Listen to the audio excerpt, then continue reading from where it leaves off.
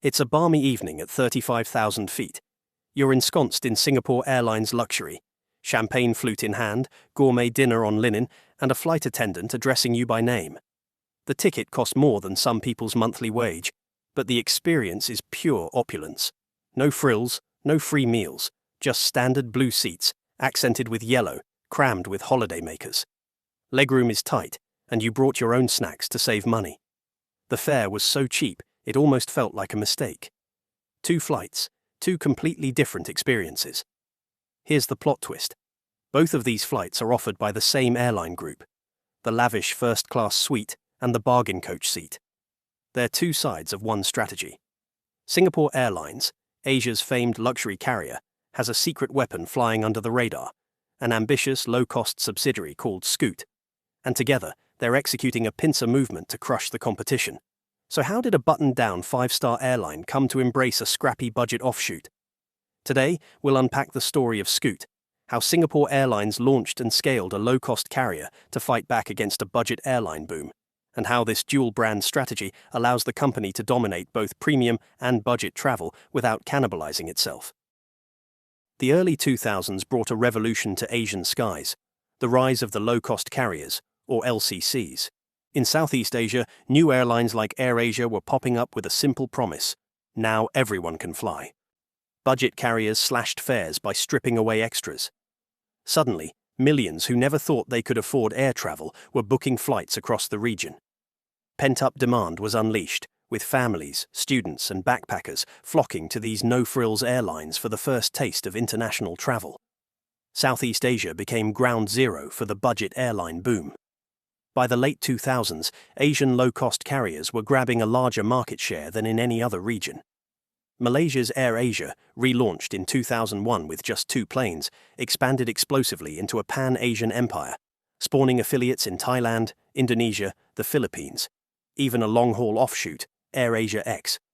Qantas launched Jetstar in 2004 as a low-cost arm spanning Australia and Asia. Dozens of new LCCs took to the skies, connecting second-tier cities and holiday spots with fares often 80% lower than traditional airlines. For the region's legacy carriers, this was an earthquake. Singapore Airlines, SIA, consistently ranked among the world's best full-service airlines, watched this trend with growing alarm. This is an airline known for exquisite service and top-notch safety, with a sterling brand earned over decades. But SIA also operates from a small city-state with no domestic market. For every flight, it must fill seats with international travelers.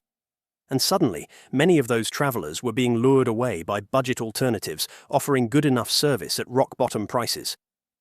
By around 2010, budget airlines had seized roughly a quarter of all seat capacity in Singapore, Asia's financial hub. AirAsia's slogan, "Now everyone can fly," had become reality, and it posed an existential threat to premium airlines like SIA. If SIA ignored this segment, it risked ceding a massive chunk of the market, and potentially losing the regional feed that filled its long-haul flights. One internal worry was that if SIA tried to match the low fares, it would bleed cash. But if it didn't, it might fly half-empty planes while budget carriers thrived. It was a classic innovator's dilemma. SIA's first attempt to ride the budget wave came in 2003. It co-founded Tiger Air, a Singapore-based low-cost carrier. For a while, Tiger Air was kept at arm's length. But while the Singapore operation saw reasonable traffic, the brand's Australian offshoot was a disaster, grounded by safety regulators and eventually shut down. The Tiger brand became a liability, confusing customers rather than capturing them. Simply put, Tiger Air wasn't roaring. It was limping. Meanwhile, SIA's rivals were adapting faster. Qantas was successfully using its budget arm, Jetstar, to dominate leisure routes. Closer to home, even Malaysia Airlines briefly entered a shock alliance with AirAsia in 2011 to stem its losses. The old guard was under siege from all sides: premium competition on the top end and budget disruptors on the low end. For Singapore's flag carrier, the message was clear: evolve or fade away. SIA's leadership knew they had to act decisively, despite deep internal fears that a low-cost offshoot could cannibalize their cherished premium brand. Enter Goh Choon Phong, appointed CEO of Singapore Airlines in 2010. In 2011, Go made a bold call. SIA would launch an all-new low-cost carrier, built from scratch. The plan shocked many. SIA had long sworn by luxury. Now it was jumping into the no-frills game. Detractors, including some SIA executives, warned this could backfire, citing how other full-service airlines tried and failed to run their own LCCs. United's TED comes to mind as a flop, though British Airways Go was actually profitable before being sold. But Go saw no choice. Asia's budget airlines were growing too fast, outpacing full-service carriers by a wide margin. SIA could either join the fight or keep losing ground. So they plunged in, committing 280 million Singapore dollars to start the new subsidiary. They named it Scoot, a cheeky, colloquial name, nothing like the dignified Singapore Airlines. In fact, the name came to the team rather informally. As one executive quipped, it was found with the help of an online thesaurus and a bottle of red wine. Many at SIA headquarters initially hated the name for sounding too frivolous. But that was precisely the point. Scoot was meant to be everything SIA was not: fun, youthful, and a little quirky. In Australian slang, to scoot means to get going cheerfully, and Scoot's culture was designed around a concept called scootitude, a spirit of being quirky, honest, and fun. This would guide everything from advertising to cabin crew jokes. The new airline's signature color? Bright yellow, as loud and playful as SIA's colors were elegant and restrained. When Scoot launched flights in mid-2012, it started with hand-me-down Boeing 777s from Singapore Airlines fleet. But that was just a stopgap.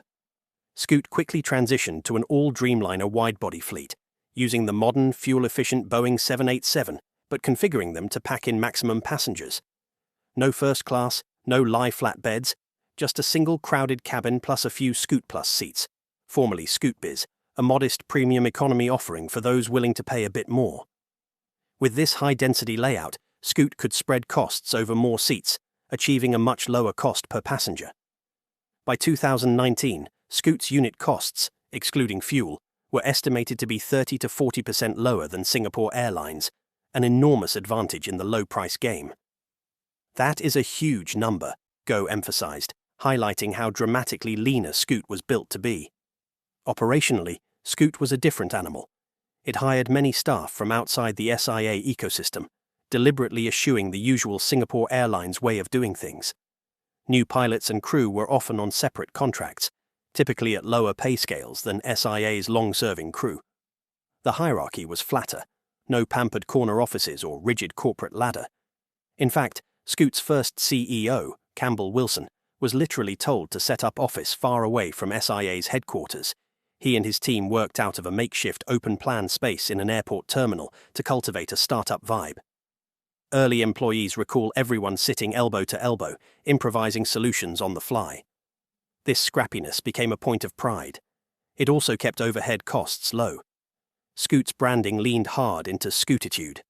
Flight attendants cracked light-hearted jokes during announcements. Marketing campaigns were cheeky. At one point, Scoot ran ads teasing competitors or offered promo fares with playful taglines.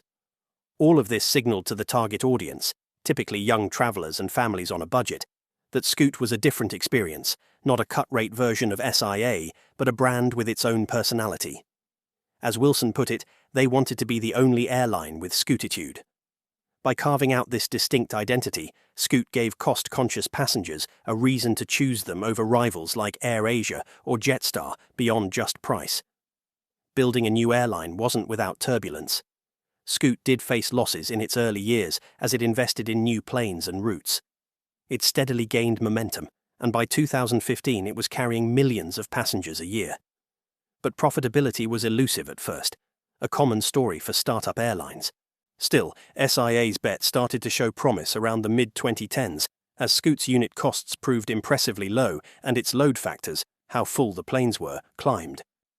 In 2016, SIA made a decisive move to strengthen its low-cost game even further. Mid-2017 marked a turning point. Singapore Airlines fully acquired Tiger Air by May 2016, and now folded the short-haul budget carrier completely into Scoot. The Tiger Air brand, which had been flying since 2004, was retired in July 2017. From that point on, Scoot would be the sole low-cost brand under SIA's umbrella, operating both the short-haul Airbus A320 family jets inherited from Tiger Air and its own long-haul Boeing 787 Dreamliners. This merger was more than just a rebranding. It created a unified budget airline with scale and scope. By the end of that year, Scoot served over 60 destinations from Singapore, from nearby Malaysian and Indonesian cities to far-flung points like China, Japan, Australia, even Greece. With Tiger Air's absorption, SIA had effectively combined forces to present a two-pronged attack on the market. Think of it as a pincer movement strategy. On one flank, the flagship Singapore Airlines would continue doing what it does best, offering a premium product for business travelers, luxury seekers, and long-haul flyers willing to pay for comfort. On the other flank, Scoot would aggressively pursue the price-sensitive leisure market: backpackers, budget vacationers, students, families looking for deals. The two brands were carefully segmented to minimize cannibalization. Scoot's routes and timings often targeted different customer needs or secondary cities that SIA didn't serve. Even on overlapping routes, SIA and Scoot coordinated schedules and pricing to avoid directly poaching each other's passengers. For example, if SIA flew a route in the morning for business travelers, Scoot might fly it in the evening when vacationers prefer, charging a rock-bottom fare. Over time, the walls between the two brands also became more permeable in a smart way. The group introduced things like interline agreements and combined loyalty rewards. An SIA customer could earn KrisFlyer miles on Scoot flights, and Scoot passengers connecting onto SIA could have a single booking and baggage checked through. This was once unthinkable. The idea of placing a premium customer onto a budget flight was heresy in the old SIA mindset. But it proved a necessary and sensible step. By 2018, Scoot was feeding over 20 additional destinations into SIA's network that the full-service airline didn't reach itself. In other words, Scoot wasn't just a low-fare outlet. It became an integral part of SIA's hub strategy at Changi Airport. Group CEO Goh Chun Fong reflected that the SIA Group had succeeded in becoming a leader in both full-service and low-cost markets, something few airline groups in the world can claim. Let's look at Australia as a case study of this pincer strategy in action. Australia is a huge air travel market for both tourists and business, and it was an early target for Scoot. Singapore Airlines has long flown to major Australian cities: Sydney, Melbourne, Brisbane, Perth, Adelaide, primarily with premium service, multiple times daily in some cases. Scoot entered the scene going after the leisure segment. In 2012, Scoot's very first flights were to Sydney and the Gold Coast, boldly undercutting incumbents. Today, if you want to fly from Singapore to, say, Perth, you have two very different options under SIA Group. Singapore Airlines offers a couple of flights a day with all the bells and whistles. A ticket might cost roughly $500 to $800 Singapore dollars round trip in economy, and far more for business class. Scoot offers its own flights to Perth, currently around 12 to 14 flights weekly and increasing due to demand, with fares that can be as low as $279 Singapore dollars round trip for a no-frills seat. That's nearly a 50% price difference. For a price-sensitive traveler, Scoot is the obvious choice. For someone who values comfort or is traveling for work, SIA's mainline is worth the premium. Either way, the money ultimately goes into the same company's coffers. This double-team approach has been tough for competitors to counter. Take the Qantas Group, for example. Qantas operates its own full-service flights from Australia to Singapore, and it has Jetstar as a low-cost brand. But Qantas's focus is split. It has shifted strategy to fly direct from Perth to London, bypassing Asian hubs entirely. This retreat left a vacuum in the Singapore-Australia market that SIA and Scoot were all too happy to fill. Between Scoot and SIA, they operate more flights between Singapore and Australia than almost any other foreign airline. In fact, Singapore Airlines has been one of the largest foreign carriers in the Australian market, even before Scoot, and with Scoot, that position strengthened. AirAsia X, which once flew Malaysian budget travellers to Australia, doesn't even serve the Singapore-Australia market directly. They force passengers to transit through Kuala Lumpur. Scoot, however, flies direct, giving it a monopoly on non-stop budget travel between Singapore and Down Under. Meanwhile, premium Asian rivals like Cathay Pacific or Malaysia Airlines can't drop prices too much without hurting their yields. Scoot ensures SIA can match or undercut budget prices without tainting the Singapore Airlines brand. By 2019, the results of this strategy were becoming evident. Scoot had flown over 65 million passengers since its launch. It had grown to a fleet of 48 aircraft, serving 68 destinations. In Singapore, Scoot alone accounted for 14% of the country's total seat capacity and a dominant 43% of all low-cost carrier seats at Changi Airport. Essentially, nearly half of the budget airline traffic in Singapore was on Scoot, meaning the SIA group was recapturing budget flyers that might have otherwise gone to competitors. And importantly, Singapore Airlines didn't shrivel up in the process. It maintained its premium cachet, still winning awards and topping surveys, while letting Scoot take the knocks of the price wars. Financially, the dual-brand approach took time to pay off. Scoot had a rocky start with losses, and even as recently as fiscal 2019, it saw a small loss of 15 million Singapore dollars, mainly due to rapid expansion costs. But the year before, it had turned a 78 million Singapore dollar profit, a sign that, when operating at steady state, the model could make money. Even when Scoot was in the red, SIA viewed it as a long-term play, an essential piece to prevent profit erosion on the main airline by low-cost competition. By late 2010s, both Scoot and Singapore Airlines were profitable, and the group had returned to growth. In 2017, SIA did face a rare quarterly loss, prompting a strategic review. But part of that review involved shifting more routes to Scoot, which we saw with Silkair's routes being handed over. This is key. Having Scoot allows the SIA group to flexibly deploy the right tool for each market. If a route isn't doing well with a full-service product, they can try it as a budget service and cut costs. Conversely, if a budget route matures and higher yield demand appears, the group can consider upgauging it to SIA mainline or adding a premium flight alongside. It's almost like a chess game, with SIA and Scoot coordinating their moves. Then came COVID-19. The pandemic grounded airlines worldwide, and Singapore Airlines was hit particularly hard. With no domestic flights to fall back on, its fleet was largely parked for months. SIA posted its first annual net loss in its history during the 2019 to 2020 financial year. But the group also took bold steps to survive. It raised capital, cut costs, and prepared for an eventual recovery. Scoot, for its part, operated minimal services during the depths of the pandemic, even some repatriation and cargo flights, but essentially had to bide its time. When borders gradually reopened in 2022, something interesting happened. Leisure travel, vacations, visiting friends and family, came roaring back faster than business travel. This played right into Scoot's wheelhouse. The SIA group was able to ramp up Scoot's operations very rapidly to capture the pent-up demand. By late 2022, Scoot was already operating at around 80% of its pre-pandemic capacity, ahead of many competitors, and by end of 2023, it actually exceeded its pre-COVID capacity at 104%. Planes were full, really full. In the financial year ending March 2024, Scoot achieved a record load factor of 91.2%, meaning on average, over 91% of seats on every flight were filled with paying customers. Singapore Airlines mainline wasn't far behind at 88% load factor, also a record for them. These are remarkable numbers, among the highest in the industry.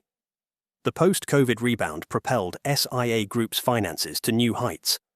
In the April to September half-year of 2023, SIA Group reported a record net profit of 1.44 billion Singapore dollars. For the full year ending March 2023, the group notched its highest profit in its 76-year history, about 2.68 billion Singapore dollars.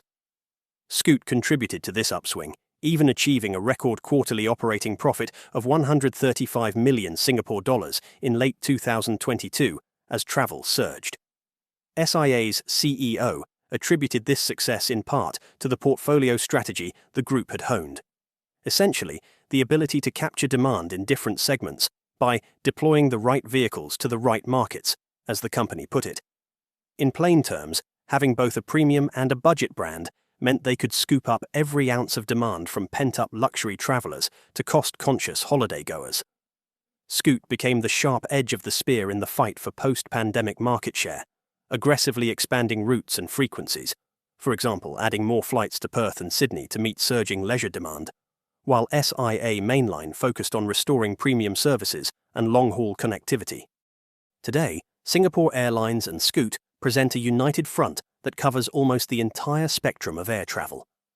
The two brands have different images and cater to different needs, but they march in lockstep towards the same goal: keep the SIA group on top. This strategy, once controversial, has proven its worth. However, the journey isn't over. Challenges loom on the horizon. The airline industry is cyclical. The post-COVID travel boom is expected to normalize and even cool off slightly. As more airlines re-enter the fray and add back capacity, competition will intensify and ticket prices may come under pressure. For Scoot, that means the ultra-low fares which drive its appeal could also shrink its margins, especially as fuel prices and labor costs rise worldwide.